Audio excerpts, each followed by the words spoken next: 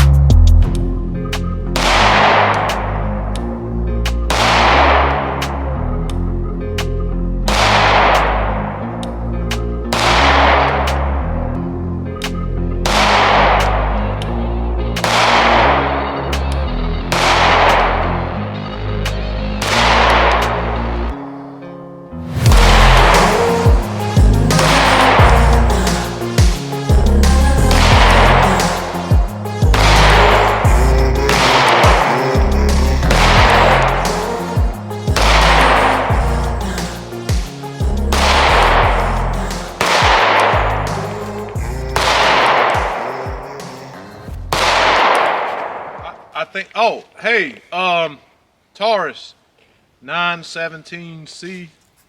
I guess this is a compact Beretta clone. I don't guess that is what it is. And we've already done the tabletop on this, so we just wanted to shoot it. But the reason I got caught off guard is because I put this magazine in there. I haven't put one in the chamber. And you remember in the tabletop, I was talking about how you pretty much have to come all the way around here to hit the mag release.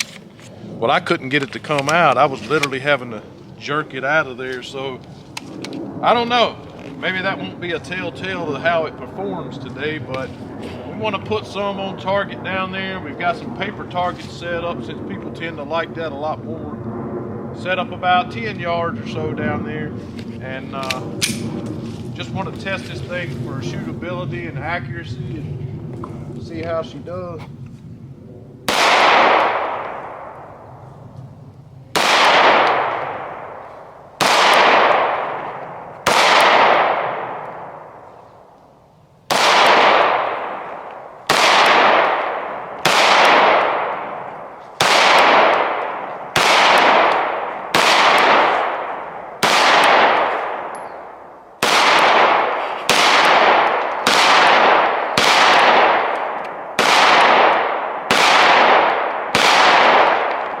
Well, it started out a little sketchy, and I just realized that I don't have my eyes, so I'm sure I'm gonna get berated by the YouTube trolls about that. Likely. What'd you think about it? The recoil? Well, I didn't pay much attention to that because I was trying to see about the accuracy. I'll say this, the group is not bad. I started out shooting a little left, but Trey and I's been shooting a few other guns today, so could have got messed up on that. I'm not totally sure, but I was aiming for the red center on the top target there. And after a few shots, and I kind of got a feel for where the point of impact was at, I kind of brought it pretty tight up there. The grouping after that was pretty good. So you want to know about recoil?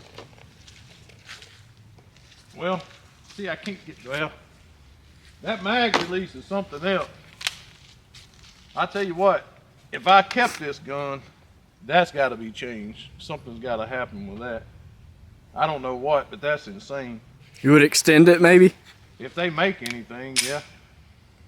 So, since I didn't really hit a whole lot on that red up there, let's try it again.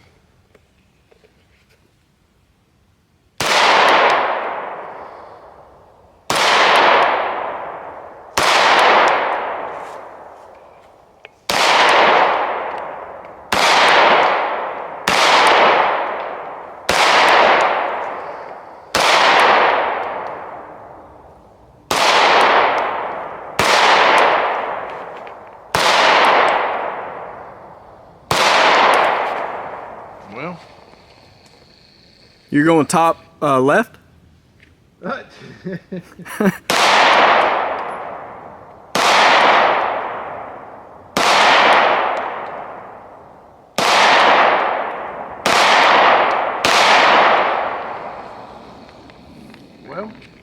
What do you want to know?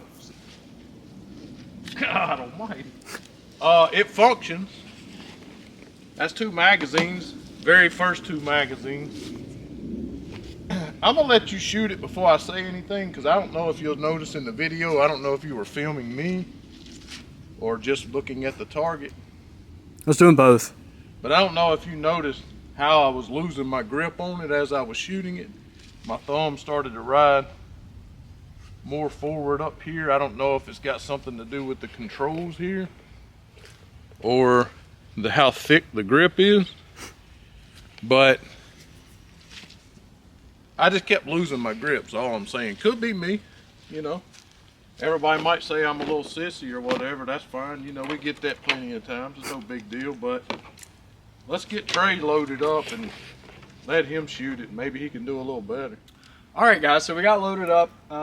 We put 2 magazines already through it, so that was 36 rounds altogether. We're going to put another 36, which would make 72 rounds. No problems, no problem. No problems whatsoever. I mean, you know, other than the mag release situation, but It's a much more budget-friendly option than going out and buying a 92. I mean, 92s are pushing $1,000 nowadays, depending on which model you're buying. I'm gonna try for the steel because we haven't popped any steel yet.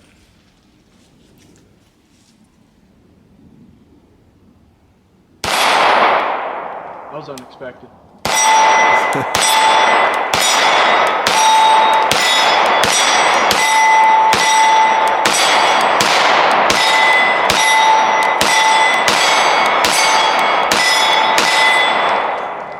So I know that, a private conversation that Gene and I, that mag release does sit very close to that grip panel. But a conversation that we were having about point of like where you need to put that front dot. The front dot needs to be right over where you were shooting, not lower or higher, but like right at it. yeah, I kind of started figuring that out as I was shooting it, but that mag release is like almost flush. it's real sticky too. It's very sticky. It's like it's I don't know, maybe it needs a little working in. I think that it's kind of loosened up a little bit. It's not a deal breaker. No, not at all. I'm gonna try for the paper, so I'm gonna go for the bottom half in the top right, where it looks like nothing's touched it yet. Nothing probably will touch it either, but we'll find out. So bottom target. In the top right. Okay.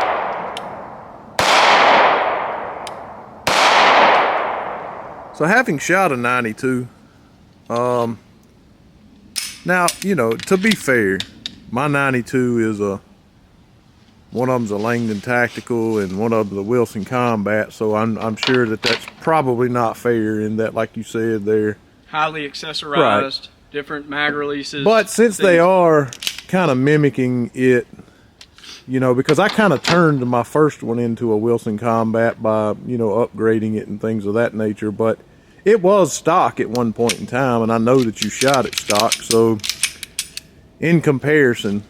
Well, I think, you know, it's sometimes difficult to remember those experiences, but I do somewhat remember shooting the 92 Langdon Tactical. I remember you had a red dot on it, so it made it a little bit easier to shoot. It kind of took you out of the equation, but I would say overall for what it is, I don't really think it's as compact as maybe it's made out to be. Right. It's not so much a compact 92, even though it is a 917C. But I actually do enjoy shooting it. I mean, It's shorter. it's shorter. It feels decent in the hands. I like those front grooves that are on the front of the grip, because they really allow you to get a good firm purchase on it. I didn't really experience what you were when it came to losing my grip on it. It's a handful of gun. It really is. It really is. There's just something about it. Like I love the fact that the whole barrel's exposed. I love that about really any 92, but especially this one, I guess because we're shooting it today. But You got your light rail on there and everything, but for sure. I'll say that, you know, let me try one more time. I'm gonna try. Just handling it when I was doing the tabletop, you know, I guess not shooting the gun. I did mention, as Trey did, about the finger grooves in the front. That seems to be an addition to what you saw with these in the past. It has this little cutout here on the side of the front side, I guess, of the trigger guard on each side. That seems to be something different. And it is a little bit shorter, and it does have the light rail here. And as Trey said, aesthetically, I really like the gun. I like the concept. And oddly enough, as many times as I have said that the reason that I had a love affair with this gun was because of the movie Lethal Weapon and Mel Gibson and some of the stuff he would do with this gun. Again, it was a movie, but I was a child, so that's why I liked it so much. And my wife and I watched Lethal Weapon 4 last night. It just happened to be on the TV, so it's kind of like fate almost. But I'm definitely not as good, you know, accurate-wise with this one as I have been my 92s. And I have shot some 92s that were not red dot ready. My Wilson Combat version that I've kind of outfitted was not red dot ready. And I was way more accurate with it. And it has different grip panels on it as well. That makes it a little bit thinner. For me, and having my short sausage fat fingers, fat hands, it just, the pure overall profile of this grip is just super, super thick. So since Trey shot on the steel, I think I need to as well. Yeah, there you go.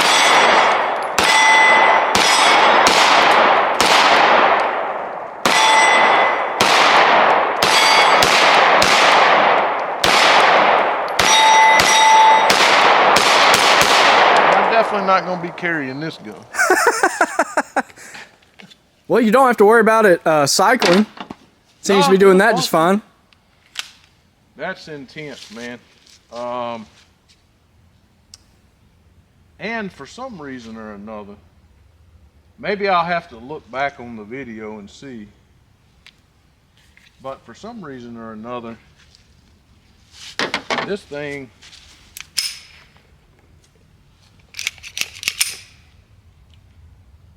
That first shot gets me. I don't know about you. well, I think what it is that you see this thing, this trigger comes way back here, and when it stops, it's hard to get for camera. But you see how far away it is from the bottom of the trigger guard here?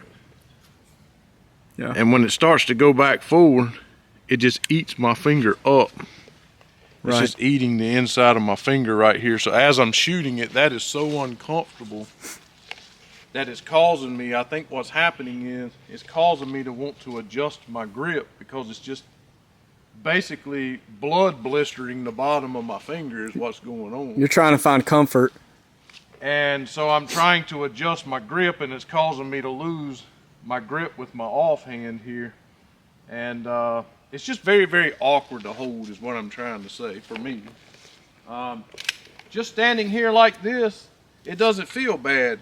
But once you start shooting it, it's like a whole nother animal.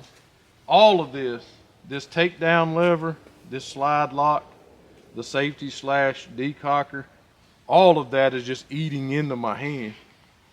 So I don't recall that happening on some of my Beretta models, but let's go to that very top. So the very top target, high left. I at least got to get one on the red, man. You said the point of aim, point of impact was right over the dot. Let's see if that's true. Well,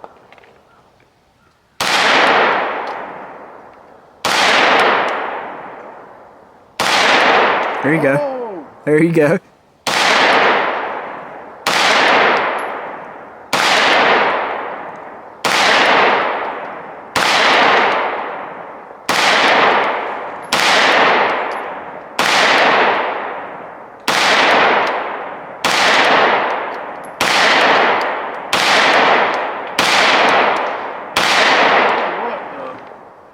The grouping ain't bad. The grouping's not bad. You can hear that trigger work from a mile away when it resets and when you pull it. The grouping is not bad. I'll say this, if maybe you could get I think that sight right there looks like it's made into the slide. Would you agree with that? It is. Yeah, it's fixed. Yeah, there ain't no changing that bad boy. Not unless you want to dot it with a different color. I was gonna say maybe if you got a different set of sights. It looks like you can push this one out, but not so much on the front there. That looks like it's part of the slide. So that kind of sucks. Maybe it's the sights, I don't know, but the grouping is phenomenal, I'll say that. But the one time that I did hit that red, I raised and I put this front sight above instead of right directly between the rear sight. I put it above it, and that's when it hit it. So I'm sure if you played around with it, took it to the range, got used to it, become very, very familiar with it, practice with what you carried, I'm sure it would be fine. And for nostalgia reasons, if you wanted basically a carbon copy of the Beretta 92, one thing I can say is that it functions. And Trey was talking about it's not the best reset in the world, but you can hear it. For a budget-friendly gun, you know, it's very tactile. It pushes back and it's very audible. So trigger's not horrible, especially for a budget-friendly gun. Again, it functions, and so that's, you know, sometimes people's like, well, get over it, man. It was you're the one shooting bad. But right before we done this video, I took my CZ P07 right here, and I walked out here just being funny, and I told Trey, I said, you remember that time we came to the range and we was 10 yards away, and I said I'm gonna hit the smallest red dot on that target with one shot. I'm gonna be a shot caller today. He said, yeah, I remember that day, and I took a shot and it hit right dead center of that. And it's been a while since I've shot this gun, so it's just a difference in what you get used to, and of course also some quality of guns are different. But if you want a Beretta 92, you don't want to pay the price tag. The thing functions. What more can you say? What did we put through it today? 108. 108 rounds. Now, unfortunately, we can't do a burn down. We can't do a 1,000 round review. We're not there yet. But throw a light on the front of this, come out to the range and practice. It does function. And got a few little gripes about it, but it does function. So thank you guys for watching. I'm sure there's something we left out. We'll try to maybe do another follow-up at some point in time. If you guys have any questions, please ask. We're glad to get back with you and let you know. Make sure you subscribe and tell your friends. Thanks again for watching.